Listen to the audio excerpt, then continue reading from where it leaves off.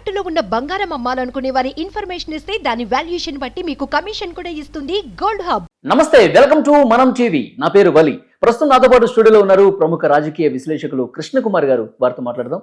Madam నమస్తే. నమస్తే madam, cabinet భేటీ జరిగింది ఆంధ్రప్రదేశ్కి సంబంధించి. ఆ కేబినెట్ భేటీలో జగన్మోహన్ రెడ్డి అవినీతికి సంబంధించి ఉపసంఘాన్ని కూడా ఏర్పాటు చేశారు.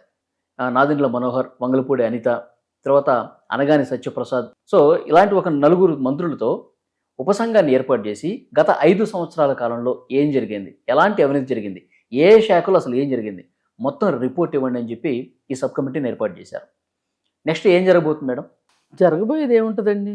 ఇప్పుడు గెలిచింది కూటమి అనగానే, మంత్రివర్గ కూర్పు అనగానే కూడా అసలు ఇప్పుడు గత 5 సంవత్సరాల్లో జరిగిన అవినీతి కావచ్చు, కావాలని పని చేయకుండా ఉండటం కావచ్చు, ఆ కారణాలకు సంబంధించి ఆగిపోయిన కుంటుబడిన అభివృద్ధి తాలూకు కావచ్చు, దానివల్ల చేసిన అప్పులు కావచ్చు, ఏది ఏమైనా వెరసి 5 ఏళ్ల పాలనకు సంబంధించి కేవలం జరిగిన అవినీతి గురించే ఒక మంత్రిత్వ శాఖను ఏర్పాటు చేస్తే కూడా తప్పు లేదు అన్న ఉద్దేశంలో నాలాంటి విశ్లేషకులు మాట్లాడిన సందర్భం ఉంది గత 10 రోజులుగా.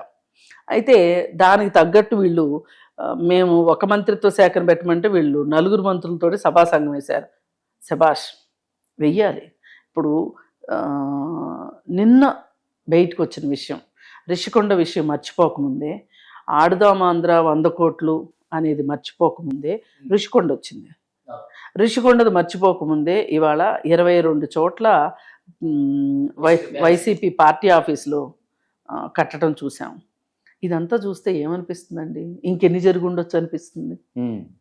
ఇంకెన్ని జరుగుండొచ్చు? ఇంకా పూర్తి స్థాయి పాలన స్టార్ట్ అయ్యి అన్ని చూడకముందే పైపైన చూస్తేనే ఇన్ని ఉన్నప్పుడు, ఇప్పుడు మనం రేపటి నుంచి ఆకాశంలో చుక్కలు లెక్క పెట్టాలి. ఆకాశంలో చుక్కలు లెక్క పెట్టడం కుదిరే పనేనా? కాదు. అట్లాగే ఈ అవినీతి గురించి కూడా మాట్లాడడం కష్టమయ్యేంత అవినీతి చేశాడు జగన్మోహన్ రెడ్డి. అసలు ఈ ఆఫీసులు పార్టీ ఆఫీసులు కట్టుకోవటము అనే అంత దురదృష్టకరమైన దుర్మార్గమైన చర్య ఇంకొకటి లేదు. ఇది మొత్తం కూడా కేసీఆర్ని చూసి నేర్చుకున్న, అంటే పులిని చూసి నక్క వాతలు పెట్టుకున్నట్లు ఈయన కూడా అన్ని రాజకీయ పార్టీలకి మీరు ల్యాండ్స్ కోసం అప్లై చేసుకోండి పార్టీ ఆఫీసులకి అని చెప్పాడు. చెప్పి దానికి ఒక చిన్న షరతులు వర్తిస్తాయి అన్న దగ్గర ఏం చెప్పాడు అంటే, మీకున్న శాసనసభలో ఉన్న బలాన్ని బట్టి అని చెప్పి ఒక చిన్న క్యాప్షన్ వదిలితే ఎవరికి ఎక్కువ ఉన్నాయి? వైసీపీకి. అప్పుడు ఇక్కడ కేసీఆర్ టీఆర్ఎస్కి ఎక్కువ ఉన్నాయి. అందుకని ఈయన ఎక్కువ భూములు తీసుకోవాలని ప్లాన్ వేశాడు. ఇది చూసి మనోడు పూర్తిగా కాపీ క్యాట్ కదా ఆయన. అసలు ఒకళ్ళు గురువుని మించిన శిష్యుడు, తండ్రిని మించిన తనయుడు అనమాట. ఈయన చూద్దాం అనే లోపు మనోడు అసలు ల్యాండ్లు కేటాయించేసేసుకుని బిల్డింగ్లు కూడా కట్టేయడం మొదలెట్టాడు. ఆంధ్రప్రదేశ్లో 2 పనులు జోరుగా జరిగాయి. ఒకటి రిషికొండ ప్యాలెస్, రెండోది ఈ పార్టీ ఆఫీసులు. అంటే వీళ్ళ దృష్టిలో మిగతా ఏ ప్రాజెక్టు పూర్తి కాదా? ఏ ప్రాజెక్టు అసలు పట్టమట్టి ఎత్తిపోయలేదండి. రోడ్లు అక్కడనే ఉన్నాయి. 5 ఏళ్ళు అయింది రోడ్లు వేసి ఆ రాష్ట్రంలో. అసలు రోడ్లు, ఆంధ్రప్రదేశ్లో రోడ్ల మీద ఉన్నన్ని జోకులు ఎక్కడా లేవు అసలు. అవును. మరి అలాంటి పరిస్థితిలో జగన్మోహన్ రెడ్డి వ్యక్తిగత ఆస్తి పెరిగింది. ఆయన 30 సంవత్సరాల ముందు చూపుతోటి ఆయనకి ఇల్లు కట్టుకోవడం, ఆ కళ నెరవేరింది. పార్టీ ఆఫీసులు వచ్చేసినాయి. మరి ఈ పార్టీ ఆఫీసులు నిన్నెవరో చాలా తెలివిగా మాట అంటున్నారు, ఏమంటే పార్టీ ఆఫీసులు కట్టుకుంది వాళ్ళ పార్టీ డబ్బులతో కదా, మీకు వచ్చిన నొప్పి ఏంటి అని. అయితే నేనేమంటా అంటే, ఒక్కొక్క దీనికోసము 33 సంవత్సరాలకి 1000 రూపాయల చొప్పున లీజు ప్రకారం తీసుకున్న సొమ్ము, పొలాలు అంటే మొత్తం ప్రభుత్వ భూమి అంటే ప్రభుత్వ భూమి ఎవడబ్బ సొమ్ము. నీకు పేదోళ్ళకి ఇవ్వాలి అంటేనేమో సెంటు భూమి ఇస్తువి. ఈ పార్టీ ఆఫీస్ ఏమో 2 ఎకరాల్లో కట్టారు. 2 ఎకరాలు, 9 ఎకరాలు, 10 ఎకరాలు, రకరకాల చోట్ల రకరకాలు. ఎక్కడ ల్యాండ్ దొరికితే అక్కడ. బందర్లో అయితే పూర్తి పట్టణం నడిబొడ్డున మంచి కమర్షియల్ ఏరియాలో తీసుకున్నారు. R&B ల్యాండ్ అయినా కావచ్చు, ఇరిగేషన్ ల్యాండ్ అన్నా కావచ్చు, బంజర్ భూమి అయినా కావచ్చు, ఏదైనా సరే వేసేయండి బాగా అంటాం. కానీ వాళ్ళు ఎక్కడైతే పర్మిషన్స్ తీసుకోవాలో ఆయా డిపార్ట్మెంట్స్ నుంచి కనీసం పర్మిషన్ లేకుండా, అసలు ప్లానింగ్ పర్మిషన్ కూడా తీసుకోకుండా. మరి ఇంతకుముందంతా అక్కడ నడిచేది రాజారెడ్డి రాజ్యాంగం అంటే నవ్వారు కదా నాలాంటి వాళ్ళు మాట్లాడితే. అలా కూడా ఉంటుందా, ఇది పేటీఎం బ్యాచ్, పచ్చ బ్యాచ్, అది ఇది అన్నారు కదా. ఇప్పుడు ఏం చెప్తారు సమాధానం? అందుకని ఏంటంటే చేయవలసింది ఏంటి ఇప్పుడు ఈ సభా సంఘం వాళ్ళు చేయాల్సింది ఏంటి అంటే, ఈ 22 బిల్డింగులు ఏవైతే మహల్స్ కట్టారో ఈ మహల్స్ అన్నిటినీ ఏం చేయొద్దు, దానికి వేడి కోసం ఉపయోగించాలి మేడం. లీజు రద్దు చేసేసి గవర్నమెంట్ ఆఫీసులకు వాడండి. ఈ రోజుకి మీరు ఎప్పుడైనా విజయవాడ వెళ్ళి ఉంటే కనుక బందర్ రోడ్లో పీడబ్ల్యూ గ్రౌండ్స్ ఆపోజిట్లో గవర్నమెంట్ ఆఫీసులు ఉంటాయి. బ్రిటిష్ వాళ్ళ కాలంలో కట్టిన బిల్డింగుల్లో పెచ్చులు ఊడి పడతా ఉంటాయి, తలుపులు పట్టుకుంటే మనం గట్టిగా లాగితే ఊడి పడిపోతాయి అన్నట్లుంటాయి. అలాంటి ఆఫీసుల్లో R&B ఆఫీసు, ఇరిగేషన్ ఆఫీసు, అలాగే ఇంకేదో ఒక ఆఫీస్ చూశానండి నేను, అక్కడ ఆఫీసులు ఉంటాయి. అంటే ప్రభుత్వ ఆఫీసులు కొన్ని శిథిలావస్థకు చేరుకున్న పరిస్థితి, శిథిలావస్థకు చేరుకున్నాయి. వాటిని కనీసం మెయింటెనెన్స్ చేయటం కానీ, ఆ స్థలం బోల్డ్ ఉంది, పెద్ద కమర్షియల్ కాంప్లెక్స్లు కట్టించవచ్చు గవర్నమెంట్ తరఫునే కట్టించి కొన్ని ఫ్లోర్లు రెంట్కి ఇచ్చుకోవచ్చు. బెందర్ రోడ్ మెయిన్ రోడ్ అంటే ఇప్పుడు విజయవాడ మొత్తంలో ఎక్కడా లేని రేటు బందర్ రోడ్డుకు ఉంటుంది. Okay, Benz circle Bandar road మీదనే రేట్ ఎక్కువ, మిగతా అన్ని తక్కువనే. మరి అలాంటప్పుడు అక్కడ కట్టించి ఆ ఆఫీసులకి మంచి ఆఫీస్ ఇచ్చినట్టు ఉంటుంది. ఆ రెంట్లు గవర్నమెంట్కి వస్తాయి కదా. అసలు గవర్నమెంట్కి ఆదాయం వచ్చేది నువ్వు ఎప్పుడన్నా ఏ రోజన్నా ఆలోచించావా? అలా ఆలోచించేవాడివి అయ్యి ఉంటే గనక రిషికొండ రిసార్ట్ మీద 25 కోట్లు ఆదాయం వస్తుంది సంవత్సరానికి. అలాంటి వాటిని కనీసం కట్టి 15 ఏళ్ళు 89లో మొదలెట్టారు కట్టడం వాటిని. తర్వాత మధ్యలో 2 సార్లు వాటికి మెయింటెనెన్స్ చేశారు, అంటే ఆధునీకరించారు.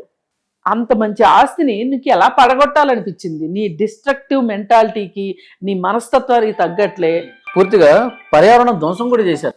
పర్యావరణ ధ్వంసం చేశారు. ఆ రోజు నువ్వు ప్రజావేదికలో మీటింగ్ పెట్టి, ఇవాళ ఈ మీటింగ్ జరుగుతుంది, రేపు ఎస్పీల మీటింగ్ జరుగుతుంది, ఎల్లుండి నుంచి ఇది ఉండదు, అసలు కూలగొట్టడాలు ఇక్కడి నుంచే ఈ బిల్డింగ్ నుంచే స్టార్ట్ అవుతాయి అని చెప్పి ప్రకటించిన గాడిదివి నువ్వు. ఆ రోజు మాట్లాడలేదు. ఆ తర్వాత ఎన్నోసార్లు అతను ఉల్లంఘనలకు పాల్పడితే బీజేపీ గవర్నమెంట్ అతని దగ్గర ఉన్న 22 మంది ఎంపీల కోసం గడ్డిదిని మోడీ 5 సంవత్సరాల నుంచి ఏం చేస్తున్నాడో చూడకోకుండా, పట్టించుకోకుండా అభయహస్తం ఇచ్చి కూర్చోబెట్టిన మోడీని అనాలి, జగన్మోహన్ రెడ్డిని కాదు. అసలు మోడీ ఏం చేస్తున్నాడు? ఇప్పుడు రాష్ట్రాలు తప్పు చేస్తుంటే చూడాల్సింది ఎవరండి? ఓడిపోయిన ప్రతిపక్ష నాయకులు కాదు కదా, లేదంటే ఓట్లేసిన ప్రజలు కాదు కదా, మీలాంటి వాళ్ళు నాలాంటి వాళ్ళు కాదు కదా. అసలు మోడీ ఏం చేస్తున్నాడు? కేంద్ర ప్రభుత్వం ఏం చేస్తుంది? అసలు అక్కడ కట్టేటప్పుడేమో టూరిజం కోసం అని కట్టారు. ఎందుకు టూరిజం అని చెప్పకపోతే అక్కడ అనుమతులు రావు కాబట్టి. ఇప్పుడేం చెప్తున్నారు? ముఖ్యమంత్రి గారు ఉంటారు, రాష్ట్రపతి వస్తాడు, ఈస్టర్న్ నేవల్ కమాండ్ వస్తుంది, అది వస్తుంది, ఇది వస్తుంది అని కోడిగుడ్డు మంత్రి చెప్పాడు, మాజీ మంత్రి. నువ్వు కోడిగుడ్ల గురించి మాట్లాడినంత ఈజీ కాదండి ఇట్లాంటి చేసిన తప్పులు సమర్థించుకోవడం. అప్పుడు కేంద్రంలో వాళ్ళు కూడా ఏం అవసరం వస్తుందో వీళ్ళతో అని చెప్పి. అదే మరి నేను చెప్తుంది, మీరు గడ్డి తినటం వల్ల ఆంధ్ర రాష్ట్రం ఇట్లా అయిపోయింది. అందుకని ఇప్పుడు ఈ నలుగురిలో మళ్ళీ సత్యకుమార్ ఉన్నాడు, బీజేపీ ఆయన ఉన్నాడు.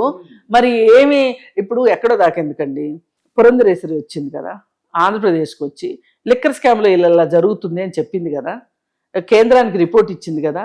ఏమన్నా పట్టించుకున్నారా? ఆఖరి రోజు వరకు డిజిటల్లో లేకుండానే డబ్బులకే అమ్మారుగా మీరు, అంటే క్యాష్ ఫ్లోనే కదా. అది 400 రెట్ల నుంచి 500 రెట్లు తేడా కనిపిస్తుంది. ఏది స్టాక్ కన్ను అమ్మిన దానికి, గవర్నమెంట్కి అప్పచెప్పిన దానికి. మరి దీన్ని ఎవరు భర్తీ చేస్తారు? ఈ డబ్బులన్నీ ఎక్కడికి పోయినాయి? అంటే లండన్ ఫ్లైట్లో వేసుకెళ్ళిన బంగారపు కడ్డీల్లో వెళ్ళిందా? ఇప్పుడు వాసుదేవరెడ్డి ఇంట్లో 60 కిలోల బంగారం దొరికింది కదా.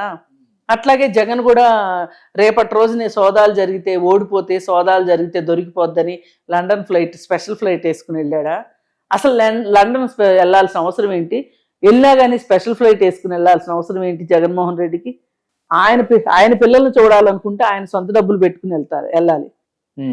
స్పెషల్ ఫ్లైట్ ఎందుకు వేసుకెళ్ళినట్లు? ఇవన్నీ కూడా తేలాలి. 1 కాదు 2 కాదు, లెక్కలన్నీ బయటకు రావాలంటారు. లెక్క మొత్తం ఇంతకుముందు మీరు అన్నట్టు మద్యం కావచ్చు, ఇసుకని దోచేశారు.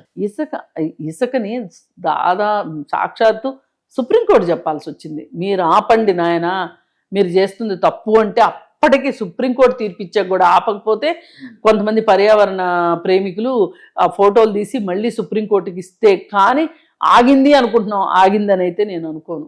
అసలు పర్యావరణం గురించి, రిషికొండ దాని గురించి ఆయన శర్మ గారు, retired IAS officer ES Sharma, ఆయన ఎంత పోరాటం చేశారండి. ఆ రోజు కనుక ఆయన అంత పోరాటం, ఒక రిటైర్డ్ ఐఏఎస్ ఆఫీసర్ ఇంత మాట్లాడుతున్నాడు అంటే దీని వెనక ఏముండొచ్చు అని మోడీ ఎందుకు ఆలోచించలేదా?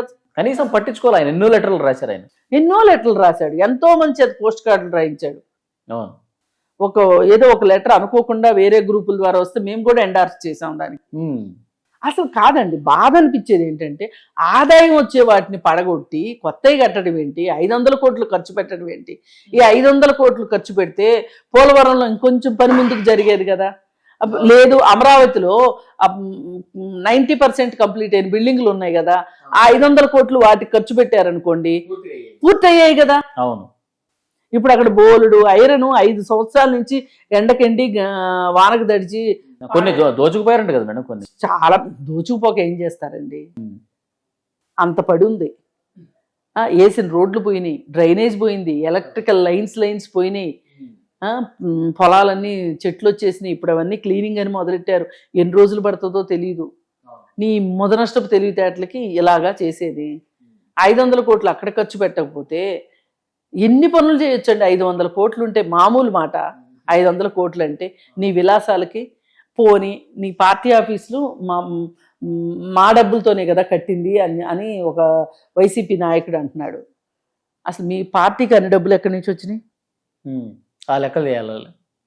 పార్టీకి అన్ని డబ్బులు ఎక్కడి నుంచి వచ్చినాయండి? పార్టీకి ఎందుకు వచ్చినాయి?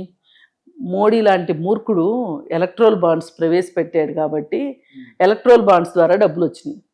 అసలు ఎలక్ట్రల్ బాండ్స్ తీసుకునే వాళ్ళు కష్టపడిన డబ్బు అయితే వెంకటేశ్వర స్వామి హుండీలో వేయటానికైనా కానీ ఎలక్ట్రల్ బాండ్స్ కొనటానికి కానీ డబ్బులు వస్తాయో చెప్పండి. ఈయన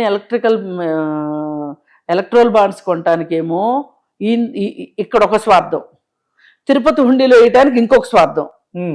2 చోట్ల స్వార్థమే. ఇక్కడ ఏవో కాంట్రాక్టులు తీసుకోవచ్చను, ఇక్కడ ఏదో లబ్ధి పొందాలను ఎలక్ట్రల్ బాండ్స్ కొన్నారు. హుండీలో అంతే.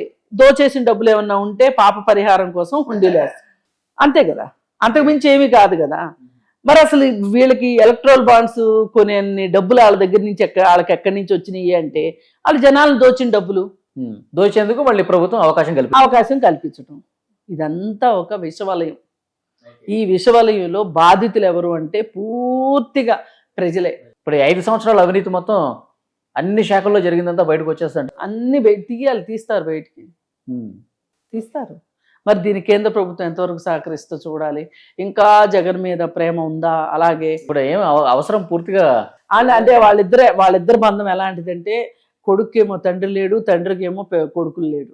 తండ్రి కాని తండ్రి, కొడుకు కాని కొడుకు. ఆ ఇద్దరు బంధంతో ఆంధ్ర రాష్ట్రాన్ని ముంచి పారేశారు. ఇప్పుడు మరి ఈ సందర్భంగా ఈ సభా సంఘం ద్వారా అయినా కొంతమందిని బీజేపీలో కూడా పంపించేసి కొంచెం ఆ సత్సంబంధాలు కొనసాగించే కార్యక్రమం తీసుకున్నారని ఒక చర్చ. ఏ చర్చ అయినా సరే అండి, మోడీ గడ్డి తినకుండా ఉండొచ్చుగా. ఈయన గడ్డి వేద్దాం అనుకున్నాడు, ఆయన తినకుండా ఉండొచ్చుగా. చూద్దాం మేడం, ఈ ఉపసంఘం ఎలాంటి శ్వేతపత్రాలు రిలీజ్ చేస్తుంది, ఎలాంటి నివేదికలు వస్తే ఆయా శాఖల్లో జరిగిన అవినీతి మీద. సో అవన్నీ మళ్ళీ బయటకు వచ్చిన తర్వాత మాట్లాడుకుందాం. Thank you very much.